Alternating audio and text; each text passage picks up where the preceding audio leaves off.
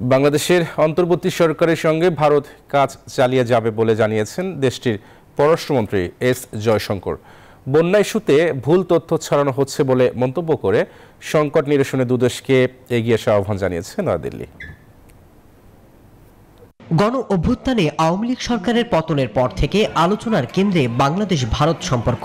এর মধ্যে বাংলাদেশে বন্যা পরিস্থিতি নিয়ে উত্তপ্ত হয়েছে রাজনৈতিক অঙ্গন। এবার ভারতের পররাষ্ট্র দপ্তর থেকে সরাসরি জানানো হলো বাংলাদেশে বন্যা পরিস্থিতি নিয়ে ভুল তথ্য ছড়ানো হচ্ছে।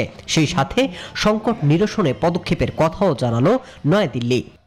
New mechanisms that can help further বাংলাদেশের বন্যা পরিস্থিতি নিয়ে যেসব তথ্য ছড়ানো হচ্ছে তা সঠিক নয়।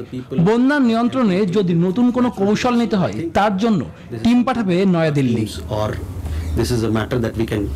দুদেশের সম্পর্কের বিষয়গুলো ভাবাচ্ছে ভারতের পররাষ্ট্রমন্ত্রীকেও। তিনি জানিয়েছেন, বাংলাদেশের রাজনৈতিক পরিবর্তনের সম্পর্ক খারাপ হতে পারে, তবে দুদেশের স্বার্থে এ সম্পর্ক টিকিয়ে রাখতে চায় নয়াদিল্লি। বাংলাদেশের রাজনৈতিক পরিবর্তন হয়েছে, এটা স্বীকার করে নিতে হবে। আর রাজনৈতিক পরিবর্তনের সম্পর্ক নষ্ট হতে পারে, কিন্তু যে সরকার থাকবে তাদের সাথে সম্পর্ক এগিয়ে নিতে হবে। দুদেশের সম্পর্ক উন্নয়নের কথা বললেও সাবেক প্রধানমন্ত্রী শেখ হাসিনার ভারতে অবস্থান নিয়ে নীরব নয়াদিল্লি।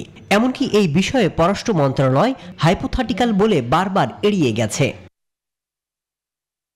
বিভিন্ন গণমাধ্যমে বলা হচ্ছে, হত্যাসহ বিভিন্ন মামলার আসামি এখন শেখ হাসিনা। এমন অবস্থায় প্রত্যর্পণ চুক্তির আওতায় শেখ হাসিনাকে দেশে ফেরত নিয়ে অন্তর্বর্তী সরকারের বিশ্বাস হারাতে পারে নয়াদিল্লি। মাসুদ রানা, নিউজ 24।